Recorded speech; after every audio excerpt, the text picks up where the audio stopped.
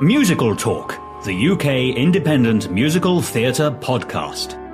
The Owl and the Pussycat went to sea in a beautiful pea green boat. They took some honey and plenty of money. You're listening to The Owl and the Pussycat Went to Sea from the 1968 musical play of the same name, with music and lyrics by British playwright and composer and lyricist David Wood. I was lucky enough to sit down with David to have a very detailed discussion about the art of writing plays and musicals for families, for children, and a period spanning no less than 5 decades. This is my, Nick Hudson's, interview with David Wood, OBE. Am I really? Yes. Hey, why don't we get married? What? Well, I love you so much. Let's get married now. I'm in the presence of a British theatrical god, I think I will call you. Good gracious me. We are, I'm the home, the museum of David Wood. Hello, British playwright. Hello. You specialise in family theatre or children's theatre. Which line do you fall into? Well, it's a bit of both, really, but I would say, on the whole, if I'm known for anything, it's for working for children. And I suppose that's because for 40, whatever it is, years now, I've seen my role as writing for, I suppose, the primary age child. That doesn't mean to say that sometimes things aren't suitable for slightly older ones, but I found a market. Some people say that I found my own niche quite early on. The wonderful thing is now that there are a lot of people who actually want to work in children's theatre. They see it as a career, both on the writing side, on the designing side, directing, music, everything. When I started, I wrote my first children's play in 1967. Well, there were very few of us, put it that way. There were hardly any of us were doing it. Although there were shows like pantomimes and so on, which you could say were the equivalent, which were children's, yes, family, a bit, yes. There were the Wizard of Oz used to appear occasionally, Peter Pan, of course, but only in London when that started. Would you normally see Peter Pan? There weren't that many productions up and down the country. It certainly wasn't a pantomime subject as it is now. Wind in the Willows, I suppose. There were a few versions of that. Toad of Toad Hall. There was a man called Nicholas Stuart Gray, who I think had probably finished by the time I started, and he used to write fairy tale type plays which were done in London, Lyric Hammersmith, places like that. But the idea of children having their own theatre as a sort of genre of theatre was quite unusual. Unicorn theatre did exist, and indeed when I started they had been at the Arts Theatre for several years. So one mustn't, I certainly wasn't a total pioneer. Richard Gill was already running Polka, but not as a building. He was running a touring company. And there were a few pockets of activity, but not much. I wanted to bring children into the theatre. That was, for some reason, I got this bee in my bonnet that unless your parents actually took you to the theatre, you didn't really get the chance, and the school seemed to me to be the best vehicle. And I thought, one teacher can bring 50 or 100 children. Nowadays, it's very complicated because, of course, you have to have one teacher for every, 7.5 children that you bring, or whatever it may be. The regulations are terrifying, and they're different in all parts of the country. Every local authority has a different regulation. In those days, I don't think it was quite so bad, but nevertheless, you'd bring 3 or 4 teachers to look after 50 or 60 children. And I felt, if we could convince the teachers that it was a good thing to go to the theatre, and that it triggered the imagination of the children, that it gave them an experience, a communal experience, which was very different from the television experience. If it was educational with a small e, that would be good. But then I thought, any story which had integrity or was coherent probably would have an educational value. Anyway, that's really what was behind what I did, and I aimed at the primary school age, simply because I thought they were the ones that needed it most and deserved it most, and you need to get them early. Since then, of course, the picture has changed. Well, it did sort of work to a limited degree. By the time I started Whirligig, which was in 1979, and Whirligig was my touring company, which John Gould and I ran for 25 years, under huge problems, difficulties and so on. We got a bit of money from the Arts Council, but it wasn't regular funding. We had to apply for project funding every year, which sometimes we didn't get. But we were playing in the biggest theatres in the country. Our London date was always Sadler's Wells, and we would be going to Birmingham Hippodrome, Bristol Hippodrome, very big theatres. We didn't have an office. We couldn't afford an office. We worked from our respective homes, and I remember Sadler's Wells telling us that we were the most efficient company they've ever worked in. It was only because there was no room for confusion, because this whole thing of something arriving in one office and not being seen by the person in the relevant office didn't apply. Plus, you can't be late for work. Absolutely. Not at all. And at the end of that 25 years, what I felt was that although we had reached a lot of children, there was no doubt about that, the achievement of the company was that we'd made people more aware of the benefits of doing work for children, not just the public and the schools, but also within the profession.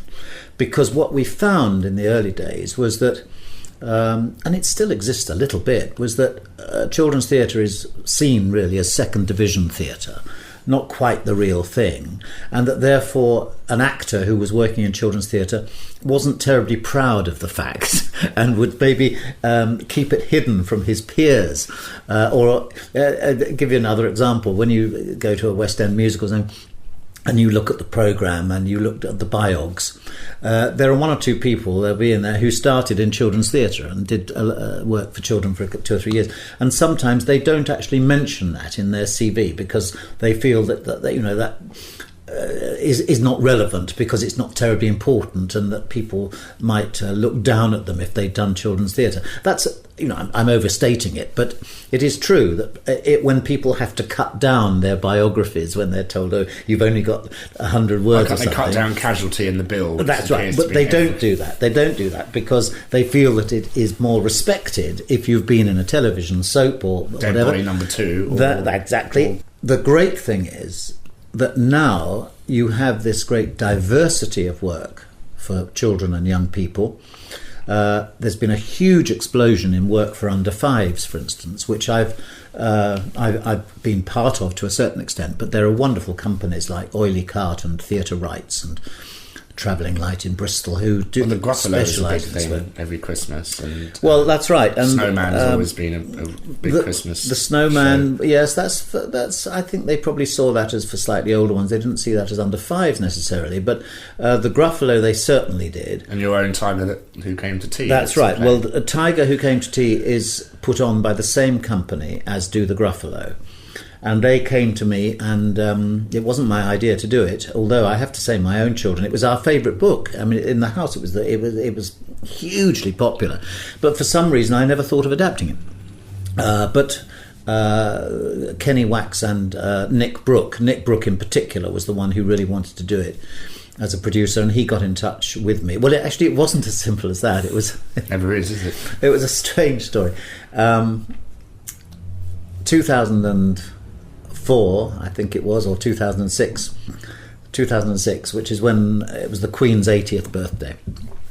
And a year before, I had been approached by the BBC to write a play which was to feature iconic characters from children's literature, British children's literature, into a play which would be performed in Buckingham Palace Gardens on a Sunday, attended by 3,000 people. No pressure. Which would include a couple of thousand children, and would have a lot of starry people and so on doing it, and it would be televised live on BBC One on the afternoon of this particular Sunday. it was an extraordinary experience. It was not an easy experience, and it was sometimes a rather painful experience, but I wouldn't have missed it for the world. How do you decide which characters to put in that? I mean, there are so... it's a great opportunity to... That's right. I made great lists of iconic characters. Some of them were animals, some of them were human beings, some of them were fantasy characters, some of them were like the famous five,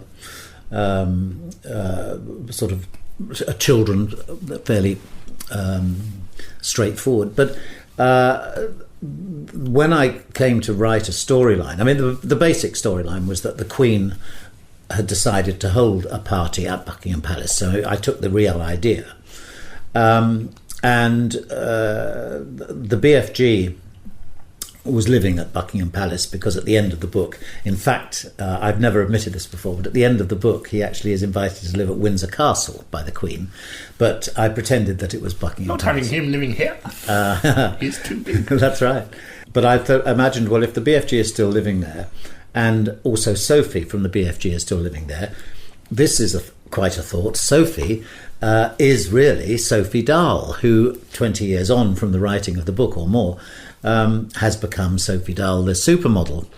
And I know Sophie because when I adapted the BFG, she was about 14 and a very similar age to my elder daughter, and they got to know each other, and of course she came to see the show. So anyway, I thought, that would be quite fun. Sophie, grown up, is still living at Buckingham Palace, and the Queen asks her to help with the invitations for the party. Didn't they have the Harry Potter lot come in and do cutaways or something? Well, no, it was a bit more complicated than that, really. No, the idea was that they invited, apart from the children coming, but they invited all the characters. And the problem was that they didn't know whether to invite the baddies or not. The Captain Hooks, the Aunt Spiker and Aunt Sponge. The Grand High Witch. The Grand High Witch. And in the end, they didn't invite them. And of course, they were very miffed not to be invited and decided to try and wreck the party. And this involved them doing dastardly deeds. And also, which was an important part, the Queen, this is real now, the Queen in reality had agreed to do a speech at the end. She would come on at the end and talk to the audience and, of course, everybody at home via the television screen about the importance of children's literature and the fact that she wanted to celebrate it on her 80th birthday. So I had this thought that maybe if she didn't have her glasses with her, she wouldn't be able to read the speech, which would be in her handbag, along with the glasses. So I had the idea that Burglar Bill might be encouraged by the other baddies to steal her handbag. Well, now this involved great discussions with the palace, and the Queen in the end agreed that her real handbag, complete with her real glasses and the speech, would be given by a lady-in-waiting to a stage management person. The lady-in-waiting would actually accompany the stage management person and stand in the wings holding the handbag, which would then be deposited in Burglar Bill's sack, which would then be brought on stage, and at a relevant moment it would be recovered by Harry Potter and co., and Tracy Beaker would actually hand it back to the Queen when she arrived for her speech, and and Burglar Bill would have been caught and told he was a naughty boy or whatever. And all that indeed happened. I mean, it was very exciting because this actually happened. The problem with Harry Potter was that, along with several of the other characters, particularly Winnie the Pooh, J.K. Rowling and Disney said no.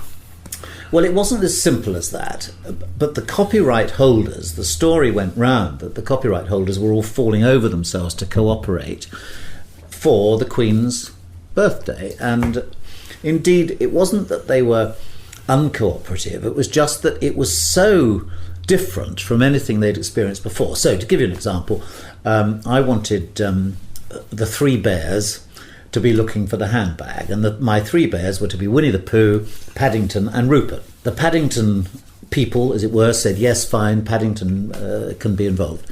The Rupert people and the Daily Express said yes, fine. Winnie the Pooh is owned by Disney, and well, when I tell you that the head of a rights department flew from Los Angeles to London specifically to talk to me about this. And Disney don't do phones. Well, it was extraordinary. I mean, it would have been so easy to do it by email or whatever, but he asked for information, and I told him everything, which he'd already been told anyway.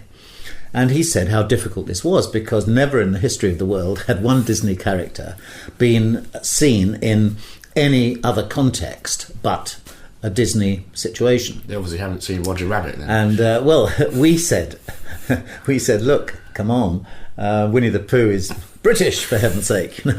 You can't possibly... Disney bought Winnie the Pooh, didn't they?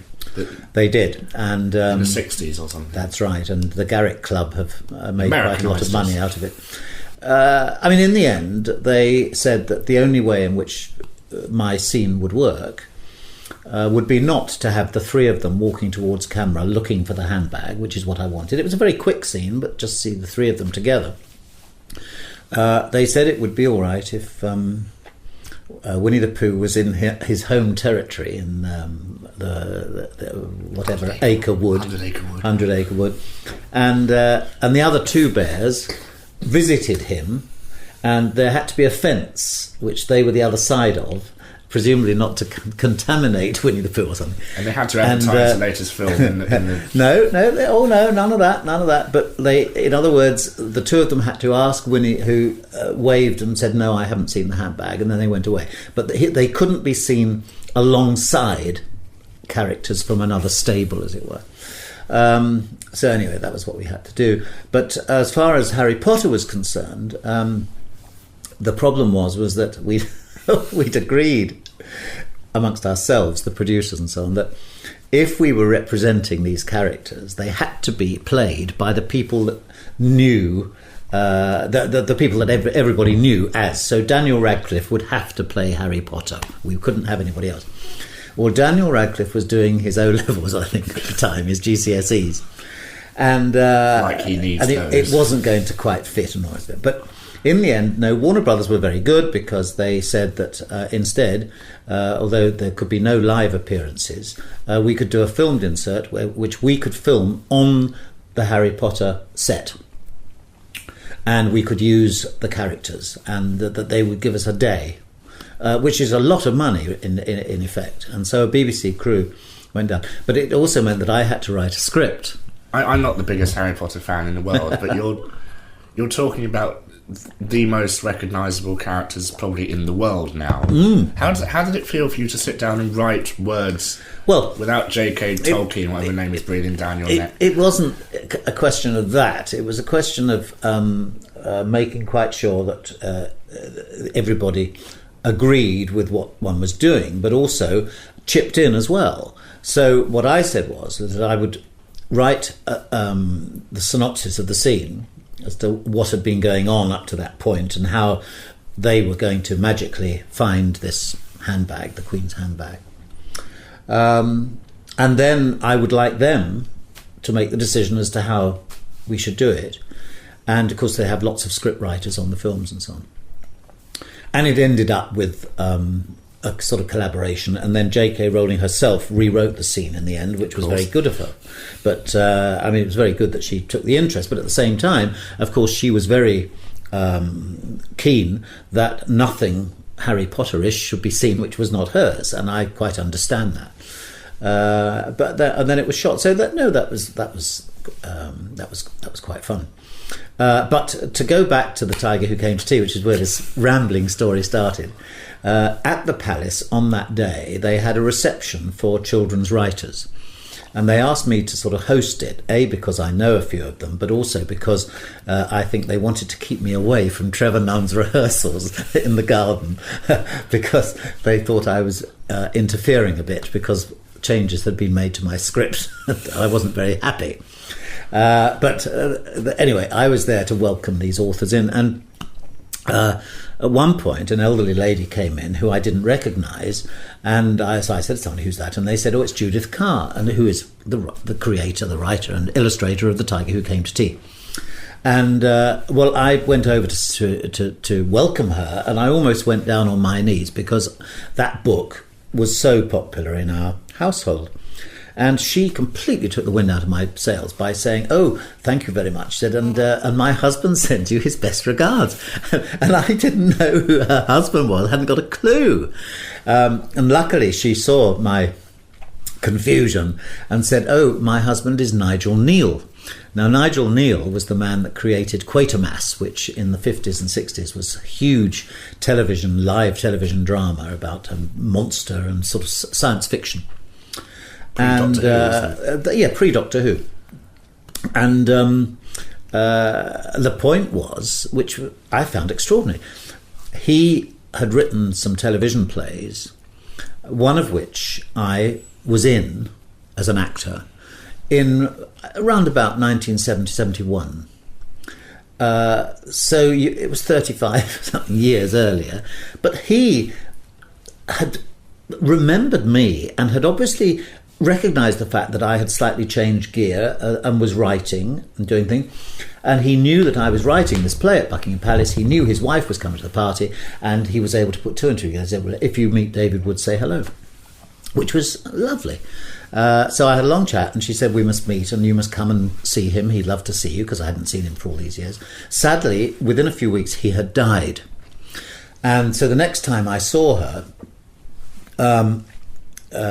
we did meet and we chatted, and she was very sweet, and she said, she said, "There is a producer who has shown interest in doing a stage version of Tiger." As a joke, really, I said, "Oh, well, if they want someone to write it, tell them to give me a call." The tiger who came to tea, the tiger who's as magic can be, and who knows when he may come back again. The tiger who came to tea. He was a very nice tiger. I'm glad to hear it.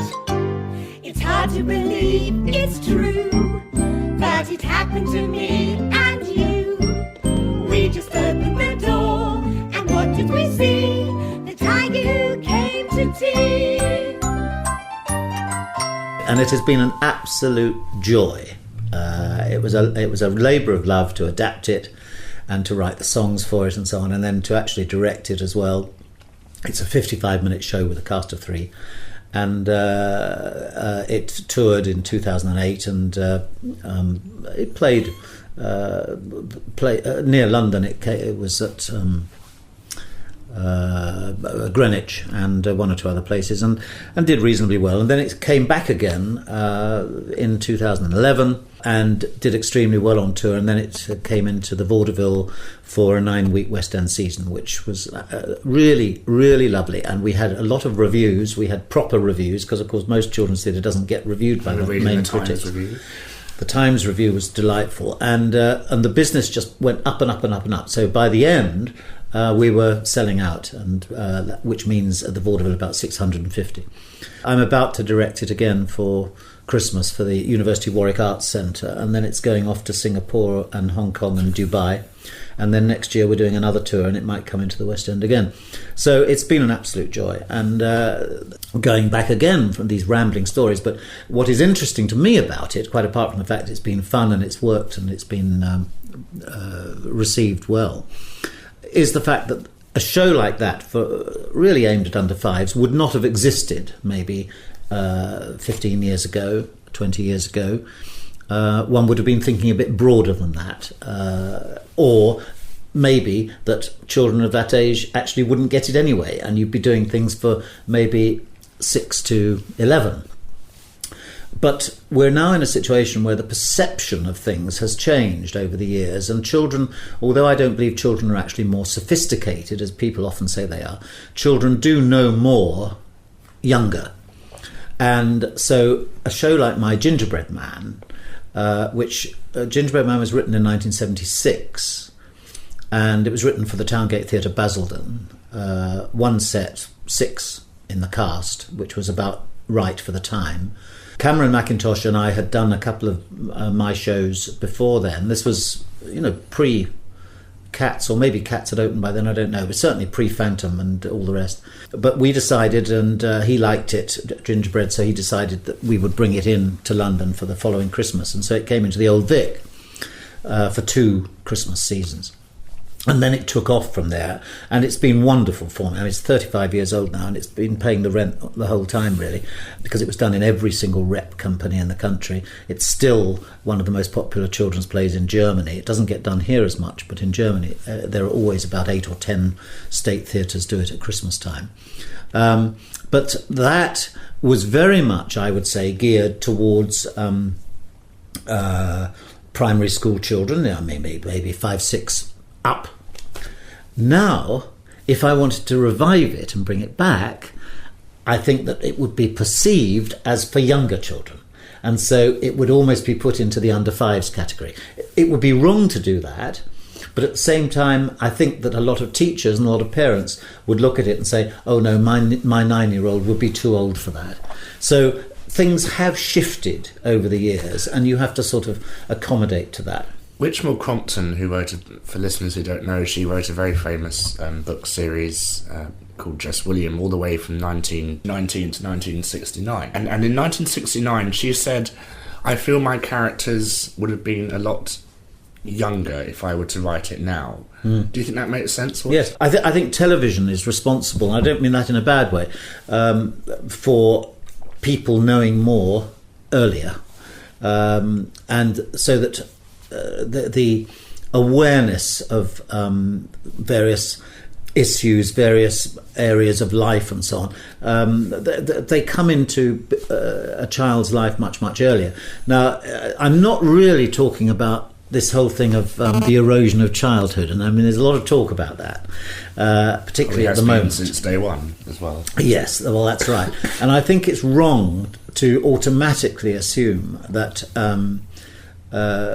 childhood is completely changed, partly because of the disintegration of the family unit, because people don't tell bedtime stories anymore, because schools have all this testing, so they don't have time to do imaginative, creative things with them and read them stories and so on. You know, all that I think, I'm afraid, is true, but I don't think that explains totally why it is that what we're saying is that you take a particular subject. You see, it's perception I'm talking about. It's not the actual thing. I'll give you another example. The perception of Paddington Bear. I've never adapted Paddington. I was asked to at one point, but it didn't happen. But a few years ago, Polka Theatre did a production of Paddington. And in my opinion, a mistake was made.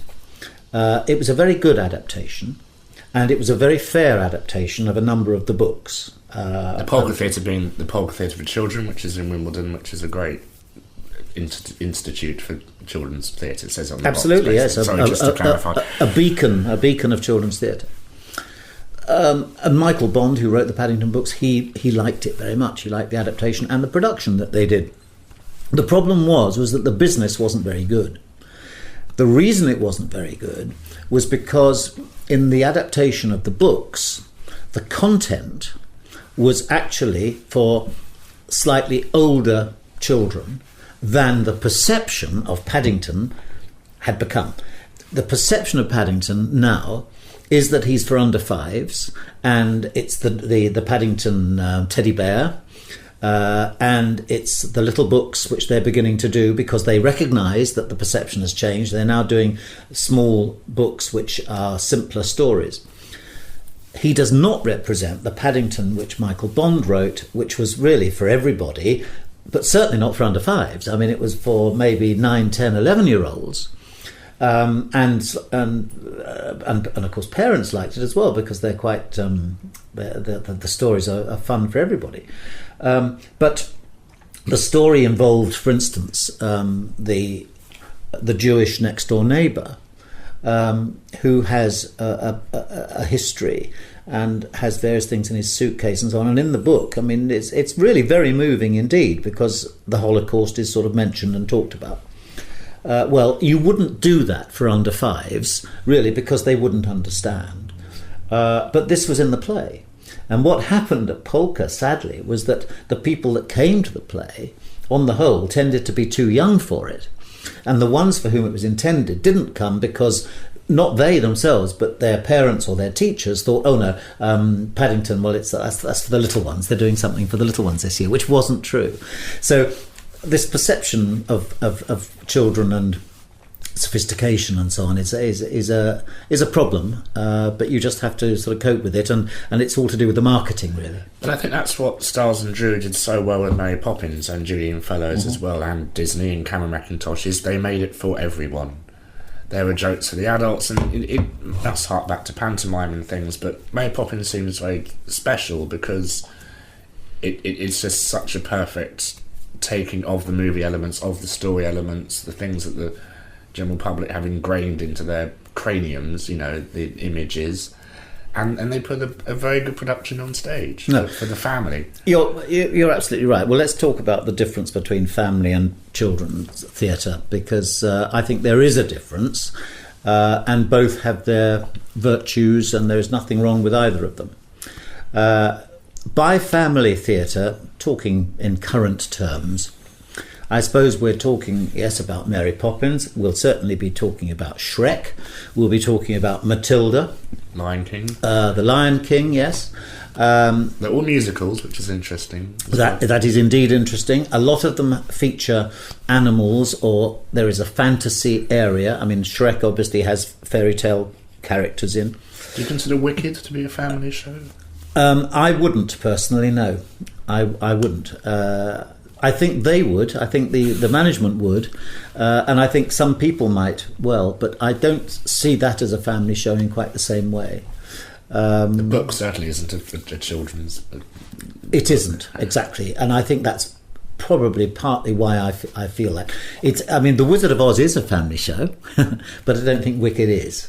Matilda's also a phenomenal example of, I think it's the best show I've seen in an incredibly long time. I haven't seen it, but what I am very well aware of is the fact that it has a very, very broad appeal and is done on such a scale that it becomes the type of show which can sit in a West End theatre for a long time. Millions of years. Yeah, there's nothing wrong with that. My situation is that I don't believe that one can simply have a show on in the West End, or even one that sometimes they go on tour. So The Sound of Music, you could say that's a family show. It's not, in my opinion, as family orientated as something like Shrek or The Wizard of Oz, for obvious reasons. I mean, partly the fantasy element isn't there. It's very, people think because it has very kids real. in it that it's exactly that.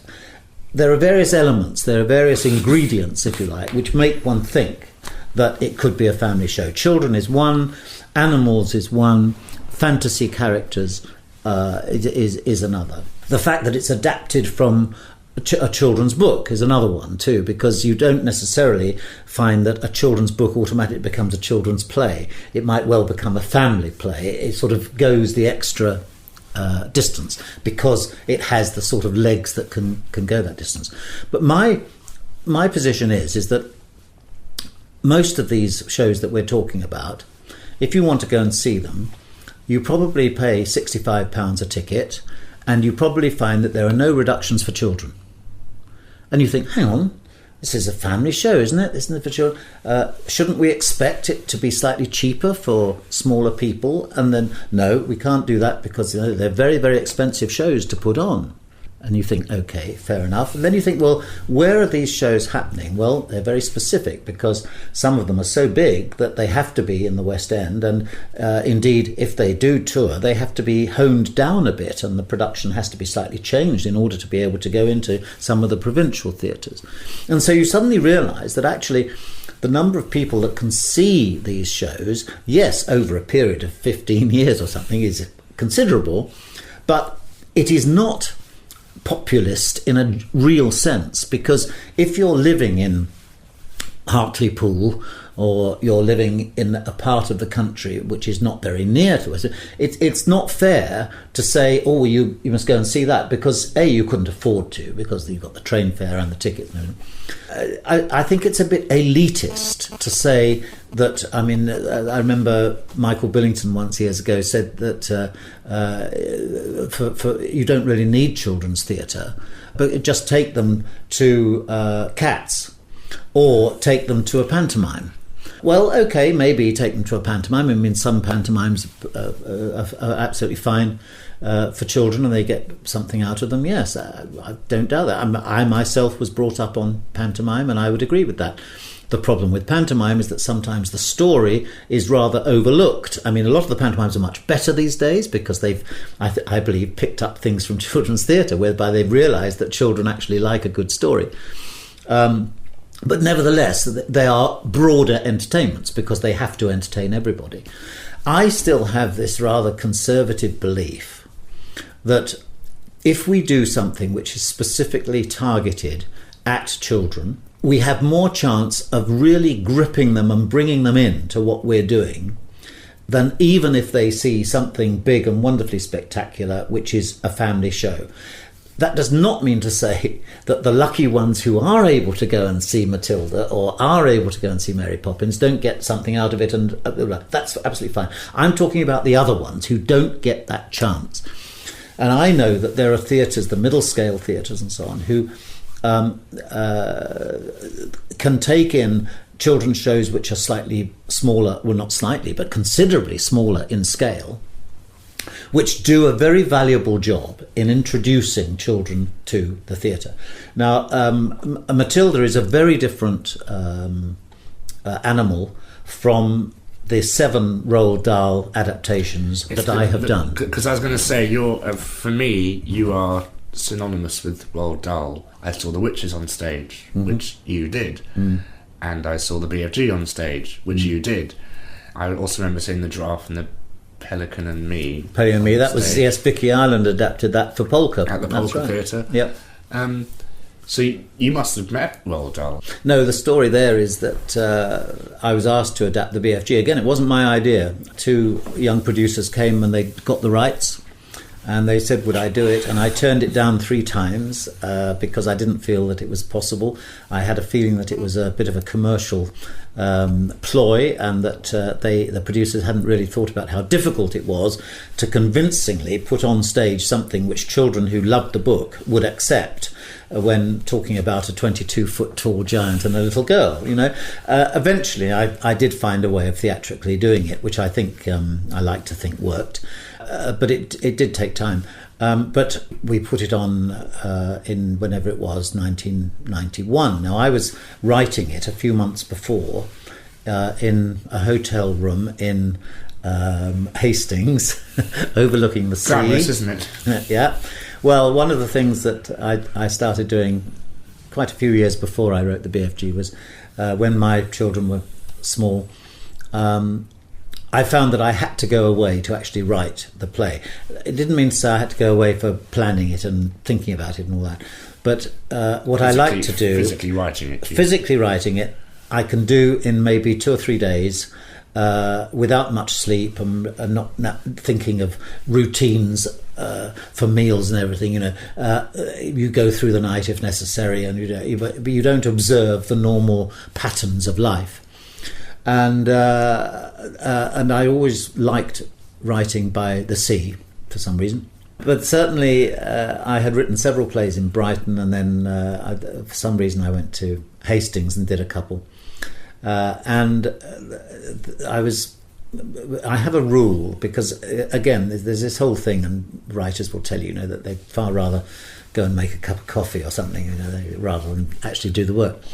And I have this rule whereby I don't turn the television on in the hotel room, if there is one, until I've finished, because it's far too tempting, to do that. So I was working away on the BFG, and I'd got to the helicopter bit, which is quite near the end, and I was quite pleased with myself, I think. And I thought, it was about 6:15 in the evening, and I thought, I'm going to give myself a treat. I'll turn the telly on. So it was the first time I'd watched the telly for at least 2 or 3 days, and it was the sort of television that warms up. It doesn't come straight on. And the first thing that I heard was a newsreader, BBC News, saying, literally the first words he said were, it was announced that Roald Dahl died earlier today. which was extraordinary. It was a very Dahl-esque moment in my life, which I shall never forget, because it was such a coincidence that it should be at that moment. And I remember sitting there in the gloom as the evening carried on and the room got darker and darker, worrying, that maybe they wouldn't allow us to do the adaptation. I thought, well, maybe there'd be a reason for that. But then I thought, well, no, because if they've given the rights, I'm sure it'll be all right. But then I thought, well, it's sad in a way. This is all very selfish, of course. I wasn't thinking of poor old Roald Dahl. But I was thinking, what a shame he won't be able to see it when it's done, which, of course, he never did. The great thing was that the family did see it and they did like it, and as a result of which I was given permission to do The Witches, and then I've done the 6 more. But the family, to be absolutely honest, I mean, Tessa Dahl, that's Sophie's mother, did say to me once that I was very lucky that Dahl had died when he did. And I said, oh, really, why? So she said, he hated everything that anybody ever did to his stuff. I was going to say, and I was thinking it might sound quite rude, and when you said, he wouldn't get to see it, and I thought, well, he'd probably hate it anyway, because he... well, that's exactly right. And so she said, the fact that he died when he did means that he wasn't able to see what you did, but we happen to like it, and that's why, you've gone on and done other things. And but it could well be that's true. But you're saying Matilda's a different beast entirely. Matilda is a different beast simply because the scale of it is that much greater. What I'm trying to do is to tell the story as faithfully as I can. And I'm not saying they're not with Matilda, don't get me wrong. I'm trying to do it in not in a straitjacket, but I know that if I were to be so inventive and I had to have all sorts of stuff flying in and trucks blazing and all that, it wouldn't really get done. I don't think it would get done. Nowadays it might be, because Dahl has come up again, you see, but then he wasn't as well known as he is now. So it's going to be very interesting to see what happens when Matilda has been on a year or two. They do say that the Drury Lane is going to be a new musical of Charlie and the Chocolate Factory by Mark Shaman and Scott Whitman, who wrote Hairspray and things like that. So. Well, what I do know is that the new Charlie musical has been in preparation for some years.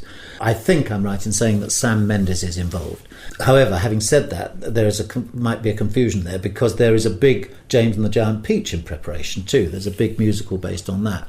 What this will mean as far as my stuff is concerned, I'm not sure. What I can tell you, I mean, it's no secret, is that there's been an embargo put on my shows while Matilda is on. My shows can't be done within a certain radius of London while Matilda is on. Oh dear. I've got, well, it is. It's a shame in a way, but it's not stopping. I mean, there are 2 BFGs this Christmas, one at Lancaster Dukes and another at Derby Theatre. There's a new tour of My James and the Giant Peach, which will be opening in the autumn next year, which is Birmingham Stage Company, and that will tour for at least a year. And if it can't come within a certain radius of London, it won't. But the rest of the country is bigger than London anyway. Well, that's right. If James and the Giant Peach, the brand new musical, came in, I'm not quite sure what they'd do. What they can't do is completely ban all productions of my Dahls. They can, the professional ones, technically they could do that if they wanted to, but there'd be a problem with the amateur ones, because the deal with Samuel French would have to be scrubbed out, and I'm not quite sure how you do that. But my contention is, to be honest, that the scale of my version of most of the Dahls, which is able to be done in theatres where there is no way you could do Matilda, I think that will mean that they will hopefully survive a bit. I mean, other people may come along and do them, and they may be given the rights, and the Dahls have every right to give other people the rights to do it. But what I would like to think is that mine will continue to be done in those places where they can only do the scale of play that I have written. And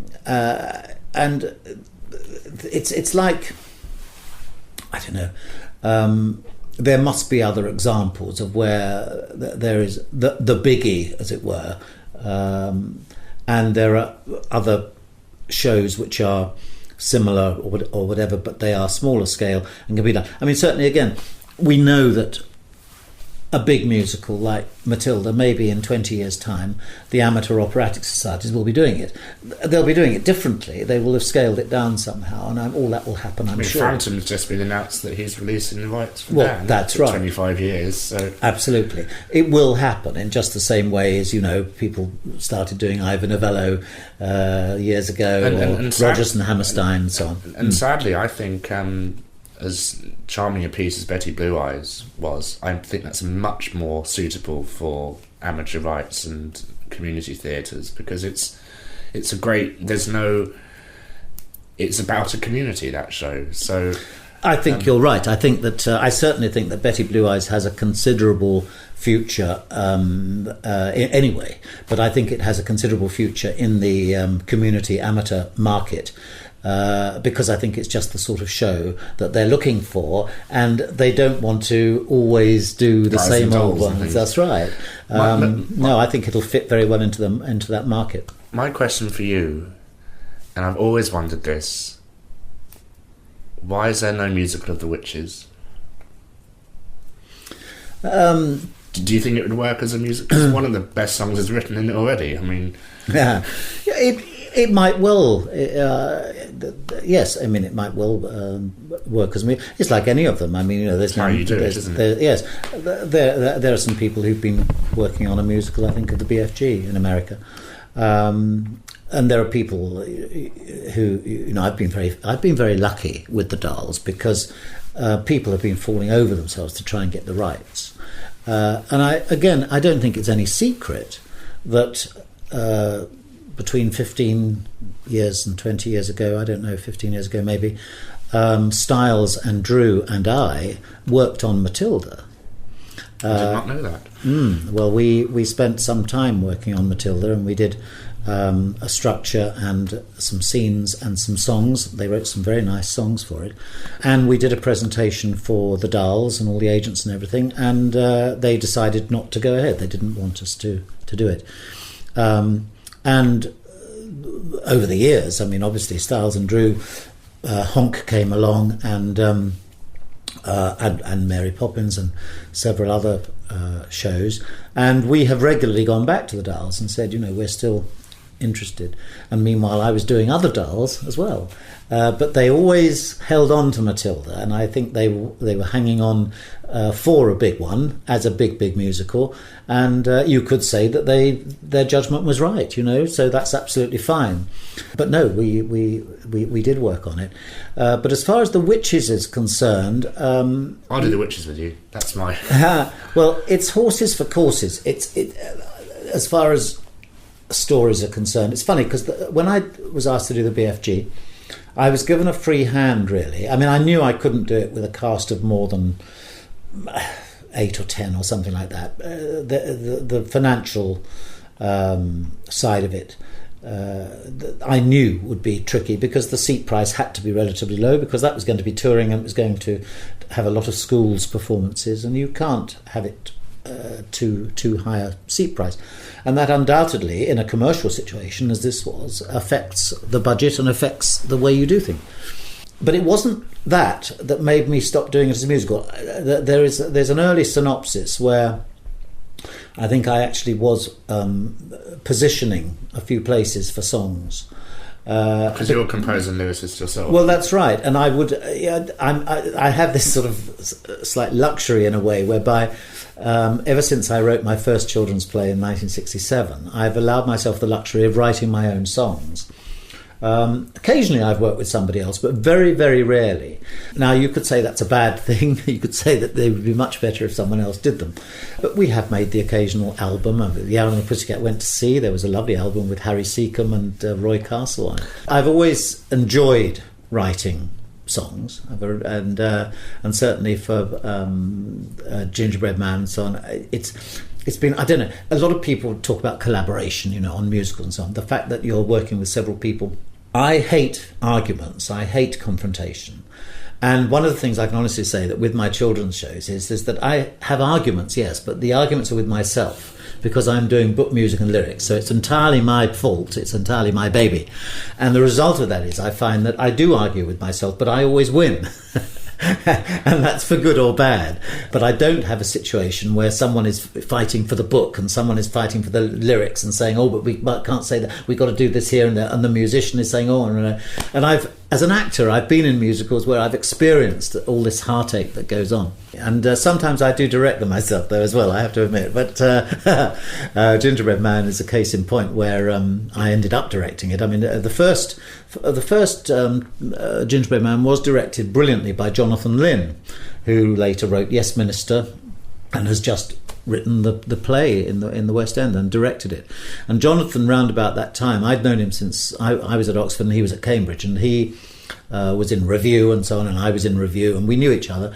And I asked him to direct The Plotters of Cabbage Patch Corner, which was an early children's play of mine. And he said, oh, God, why on earth me? He said, I don't even like children. He said, I haven't got children. Why on earth ask me? And I said, that's the whole point. I said, I want you to take it seriously as a play and not patronise in any way. And he directed it brilliantly. It was at the Shaw Theatre, the first Christmas show ever at the Shaw Theatre. Julia Mackenzie was in it before people had really heard of her. She was a wonderful ladybird. Bridget Turner, great actress, was Greenfly. It was a very, very good cast. And it came back the following year. So anyway, a few years later, when I did Gingerbread Man, I asked Johnny to direct it, which he did at Basildon, and then he directed the Old Vic one, and then I took over from him, and I've directed it about 15 times in London and elsewhere since. But I can honestly say that really I've been doing his production, because I've hardly changed what he did. So sometimes, I do it all. But as far as the BFG was concerned, there were a few places for songs, but the more I thought about it, I thought, no, actually, I'd rather not. I'd rather keep it as a play. There'll be music, because there's always incidental music. I remember the keyboardist when I went to see it, doing all those magnificent sounds in 1993. That's right. Well, we had a synthesizer type thing making a few noises, and the keyboard. Cliff Atkinson, I think that it would have been doing that one. He did several of them, and it was terrifying. Oh, good. Oh, good. No, certainly a lot of people. Who was it the other day? Was remembering the giants in the BFG, and remembering that there was a lot of red light around, and that it was really quite frightening. And this is someone who's become a director. The one thing I remember was a face gliding through a window, or not through a window, but across the window. That's the one memory I have of the BFG as he walked past Buckingham Palace. Yes. Oh, yes, looking through. Yes, that was probably a big cutout or something, that just to show him looking through the window. No, it was his face. Yes, it was a real face. person. Oh, it was a real? Was it really? No. In my mind, your mind, as a young child, that was the BFG, because that was Roald Dahl, wasn't it? I mean, he himself was 6'7" or something, and he had a cane. And yes, I mean, we could have a long debate about this. In fact, he based the character on a man called Wally, who was a kind of odd job man who worked for him at Gypsy House, and was a friend of the family. And there was some other connection. I'm not quite sure what that was. I've forgotten, but it's in the biography. And Wally was very tall, and he had a slightly strange way of talking, which I think gave Dahl the idea of doing the nonsense language, which is a very important part of the BFG. Having said that, I think you're absolutely right in that Dahl thought of himself as the BFG and would liked to put himself into the BFG's shoes. And when he's first mentioned, of course, which is in Danny the Champion of the World, if you read Danny the Champion of the World, the first few chapters, Danny's father, they live in a caravan, and Danny's mother has died some years earlier, but Danny's father tells Danny stories about the big friendly giant, and he was eventually persuaded, because he had been telling these stories to his own children and so on, but he was eventually persuaded to develop it into the full-length book. And I think if you'd said to him, who of all your characters do you most identify with? Grand High Witch. Well, he would have probably... It's Trunchbull. quite interesting, actually, because there are elements of him that might well have said that. But I think that he, in a nice way, would like to be thought of as the BFG, if not the total prototype. I think that the BFG was probably his favourite book of the ones that he wrote. I think that it would be fair to say that, but one doesn't really know. But the fact that he put Sophie into it, and it really is Sophie, because in those days she wore glasses, and of course Quentin Blake in the famous illustrations made it look like her. I think it was a very personal book, and it's interesting because I think it's my favourite, and people often say, which is your favourite, and it's difficult to be sure of these things because it was the first one I did. There's that automatic feeling that the first one you have a soft spot for, but I actually do think that it's as a book, it probably is my favourite. See, the others have extraordinary qualities. I mean, the Twits is wonderful in its grotesqueness, and children absolutely love it. And I think it's fun because of the animal content, the way the animals are used, which is very different from some of the other books. But then James and the Giant Peach, I mean, you could say that is, a lot of people would say that was their favourite. The one I was never keen on was Charlie and the Great Glass Elevator. I always thought it was really weird. Yes, well, it's a sort of sequel, I suppose. I don't know. I have a difficulty, and this isn't just sour grapes because I've never been allowed to adapt Charlie. The history of Charlie, incidentally, is that it was adapted for the stage. There were two manifestations, as it were. One is that this man, Ronald George, is it Ronald George? Can't remember. But Richard George, beg your pardon, Richard George. He is an American school teacher who sent to Dahl a script that he'd written in the hope that Dahl would like it and allow him to do with his school. And Dahl was, I think, probably flattered by this because it hadn't happened before, and gave permission and eventually suggested that it should be published. And indeed, that is the version that Penguin or Puffin still publish of James, of Charlie and James, because he did James and the Giant Peach as well. But Charlie was also done in this country. I think Jeremy Raisin actually adapted it, and a producer called Armand Gerard put it on and had a lot of success with it on tour over a period of years. This would be back in the 70s, I should think, and maybe into the 80s. I know it was done at Sadler's Wells, probably once or twice, but it was on tour a lot. And I think there were songs in it. And the story goes, and I will say that it's a story because I've never absolutely had it confirmed by the various parties themselves, but the story goes that it was suddenly discovered that the whole thing was totally illegal, and it stopped.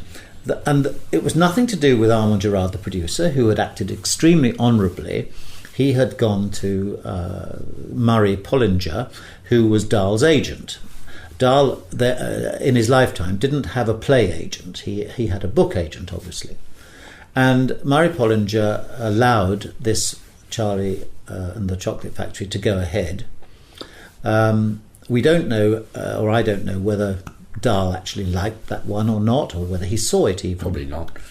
Probably not, I don't know. But it was allowed to go on for a number of years. What Pollinger hadn't realised was that the deal that had been struck with Warner Brothers for the film, not obviously the Johnny Depp one, but the earlier one, the Gene Wilder one. And Leslie Brooklyn. That's right, Willy Wonka and Chocolate Factory, whatever. The deal with that gave the stage rights of the book to Warner Brothers. And for a long time, and it was something strange, like 37 years, it had obviously been negotiated, but it was a long time. So, in fact, this version had been totally illegal. It's still, I think, in print. I think Samuel French published it, and I don't know whether you're allowed to do it ever. But meanwhile, there is another version that was written within the last 5, 6, 7 years, which the Dahl's allowed to happen. It's the opera, the Golden Which, Ticket. well, no, there's that one, but there's also the Leslie Brickus one, where he wanted to do a stage version, which particularly could be done in schools, using the songs from the film. And that is available. You can do that. But otherwise, anybody who asks to do a stage version of Charlie gets turned down, except that now, as you said earlier on, there is this huge Broadway musical version in preparation. Obviously on the success of the film. I would say so. new The fact film. that it's had a renewed success, renewed interest. It's funny, I have never liked, if I'm honest, the story of Charlie and the Chocolate Factory as much as some people. I think very disturbing. Well, it is disturbing. I would find it very difficult to adapt, I think, because all these children and the things that happen to them and the nastiness of the children, I don't know. Children love it, and I mean, one can't knock that. Children actually love the cruelty of it. But I think I would find it difficult to visualise that and actually put it on in front of it. I had a similar problem to begin with the Twits. You just ring Paul Keeve up and say, I need a guy to be sucked through a tube and blown up and things. Yeah, yes, I don't mean technically so much, but just the notion of what you're doing to people, which is different on the printed page from when you actually see it, I think. And in the Twits, Mr. and Mrs. are really very, very unpleasant to each other. And of course, they're very unpleasant to the Mugglewumps, the monkeys as well. But I spent a long time thinking, how on earth can we get this relationship between Mr. and Mrs. Twit so that it's funny? Because it's funny in the book, even when they're hitting each other and they're doing nasty things with her stick and he's cutting it down, all sorts of horrible things. It took a long time before I read it many, many times, and suddenly I found this line which I seem to have missed every other time I'd read it, which is one line which is only said once in the book and it's never picked up anywhere else, and it says, Mr. and Mrs. Twit once worked in the circus. And I suddenly thought, that's it. We can do it as a circus idea whereby it's a sort of slapstick, they're almost like clowns, and if we actually have a circus ring in the middle of the stage and we change the lighting when they go into one of their routines where they're nasty to each other, we can do it in a theatrical way which won't involve them having to necessarily hit each other for real, which wouldn't be funny. I mean, I don't think people would find that funny, whereas they would find a slapsticky, clowny type arrangement quite funny. So it may be that with Charlie that one might do it in a similar way rather than doing it naturalistically. But as I'm never ever going to be allowed to do Charlie, then it's not worth really considering too much. I still think The Witches would be a wonderful idea for a musical because... Well, it could well be. Yes, it could well be. My problem, I tell you what my problem is, that I believe that in a children's play, now I perhaps believe this for a family play as well, I just feel that on the whole, songs should be there to progress the action rather than to comment on it or to divide it up or any or musical whatever. ever. Well, yes, one says that, but it's amazing how many times there are songs, sometimes the most successful songs in a musical, which actually, by the end of the song, you are no further forward in the story than you were when it started. And I don't think there's necessarily anything wrong with that, particularly in an adult musical, but with a children's thing, somehow action is very important and keeping the story going is very important. So the sort of songs that I've always liked are songs where supposing in The Plotters of Cabbage Patch Corner, where some of the insects have been caught in a flower pot with a sticky spider's web and they have to escape. And there's a song which is just called 1, 2, 3 or something, and it's very tippy-toe. 1, 2, step 3, 1 step 2, step 3. Soon we'll all be free. And things go wrong as they're going on because the web suddenly falls down again. A little basket. But you see what I mean? By the end of the song, they're out. And it seems that a song like that has more chance of grabbing the child's attention and holding it rather than, as we all know, I mean, they go to the other extreme, when the prince and the princess or something in the pantomime sing the love song, you know, we know that the children sort of turn off, unless, of course, it's being sung by two current heartthrobs who are singing a current song from the charts. I mean, that may make a big difference. But on the whole, if you have a ballad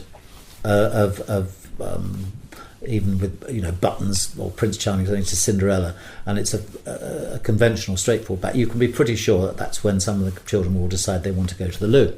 That's what Spamalot did very well in yes, with the song that goes like this. The song that goes like this. Absolutely naffle, but you know, absolutely. It's as though, you know, we have to do it. It's expected of us, and the grown-ups like it, and so on. But in fact, the children don't really.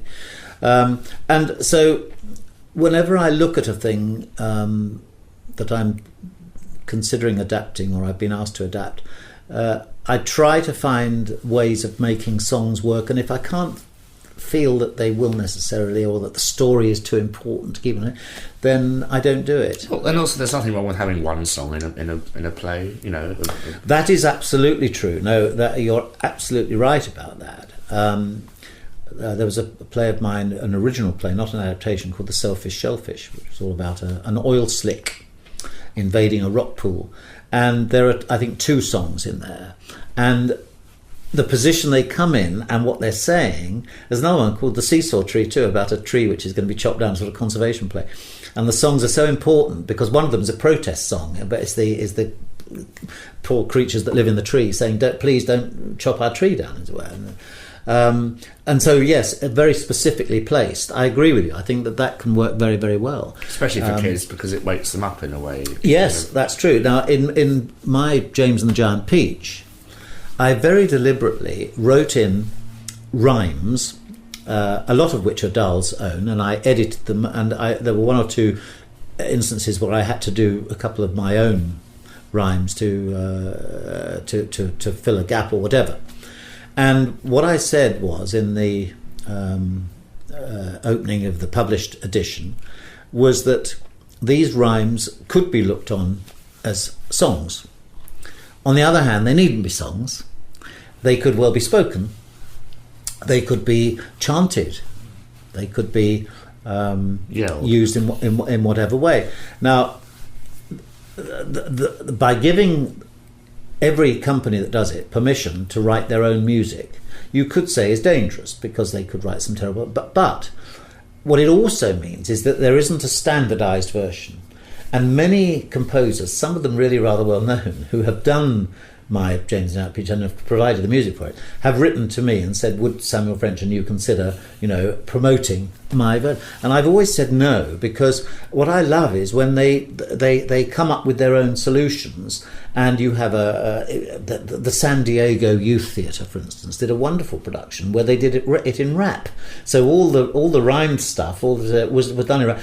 It was very clear, because they didn't make it dense or anything, or make it too difficult to hear with the rhythm going on behind it.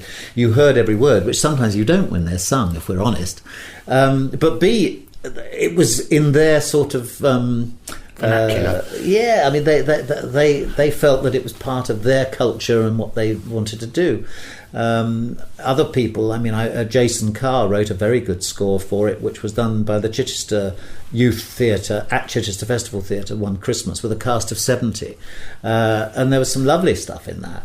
I do feel that, in a way, I don't want to inhibit people from doing these things. That's fascinating. The thought of just providing lyrics to a theatre company and saying, do what you want. I mean, it's great if kids are involved as well, because it means they can become part of the creative process. Absolutely right. That's genius on your behalf. So well, I don't know. It's laziness, really, maybe. But no, I do love it, because when I go and see a new production, I never know quite what to expect. And sometimes they mix and match, and so there's a song which is my lyric called "Wonderful Things," and it's the old man, the rather sinister old man, who comes in and gives James the crocodile tongues, which lead to all the magic happening. And And that's been set in all sorts of wonderful, you can imagine all that sort of thing, sometimes in waltz time, because actually when you say it, it feels a bit waltzy. But one of the best productions I ever saw, it was spoken. And it was, yes, there was an underscore going on, but it was deliciously sinister, even though it was saying nice things. and I thought that the spoken version told the story, if you like, of what the song was about better than if one was singing wonderful and you had this rather nice voice saying it, when in fact what one wanted to do was to make the child sit on the edge of its seat, not quite sure whether this character is a goodie or a baddie or a nice whatever, so it's interesting. Well, David Wood, thank you very, very much you've completely changed my views on theatre forever. Rubbish. In the space of an afternoon. But thank you very much for talking to us. Where can people go to find out more information about your life? Well, there is a website, of course, and that's at www.davidwood.org.uk. I think there's probably a bit too much on it now because I keep on sticking things on it. But I've written so many of these wretched plays that I thought it was a good idea to list them and to list the ones that can be done and how they can be done. Samuel French handled most of them, but there are a certain number of plays. I mean, I've had these odd sort of excursions into the adult world as well, and so the Rock Nativity, although that's a sort of family one really, that I wrote with Tony Hatch many years ago. That's published by Weinberger, so that the website sort of helps by pointing people in the right direction. And of course my current one, which is the grown-up one, The Go-Between, which has been on at West Yorkshire Playhouse and is going to be at Derby and at Northampton, which has been very exciting, working with Richard Taylor, the composer, on a grown-up thing for the first time for about 35 years, and suddenly having to go to evening shows. I suddenly realised we were in the interval the other day, and I thought, I'm a bit tired, and I thought, is it because of the strain and the worry? Past my bedtime. But it's past my bedtime because I'm used to mornings and afternoons for shows. But no, it's been a pleasure. Thank you very much indeed for talking to me, and good luck with all your future ventures, both on this website and elsewhere. My thanks go to David Wood there for taking a good deal out of his day to talk to me. Thank you very much, David. Lots of great stuff coming up in the future of Musical Talk. We're discussing Matilda very soon and Crazy for You. And we've got some very lovely episodes of A Christmas for You that are not festive at all, which will be absolutely delightful and quite ironic. This episode has been a production of Musical Talk, copyright 2011. It's set with the songs, where the copyright persists with the original creators. It was presented and edited by Nick Hudson. Bye. Yes. There besides the trumpety tree, keep stork and duck and grouse, and the snail and the bumblebee. They all said your hat makes a lovely house. And the bobble with has no toes, the frog and the misty bat, and the dog with a luminous nose. We all bring our homes on the Quangle's hat. So the longer he lives by the trumpety tree, the plainer than ever he seems to be. There's no every hour he comes this way, and the sight of a moss will right and gay for the Quangle, Wangle tree. That's me! There is a TV moment. My very good friend and one of our presenters, TV's Jonathan Cohen. Oh, he mentioned to me last night he did something with roller skates. Oh, that's very unfair. No, well, that was when I was on Playaway, and with him, I wasn't a total regular on Playaway, but I was a regular in the sense that I did about 4 or 5 programs a year. And this script came in, which had been written, where we were all on roller skates, except Jonathan, who of course was seated at the piano as usual. And I said, before rehearsal, I said, I'm sorry, but there is no way that I can do this. I have tried over the years to roller skate. I can't do it, and it would be a waste of everybody's time.